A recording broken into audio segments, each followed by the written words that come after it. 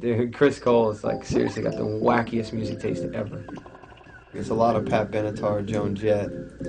You know, basically he's like Joan Jett on wheels. Like, who in their right mind at 20 years old has an imaginary band called Hot Wax? And he's so stoked on Hot Wax, it's insane.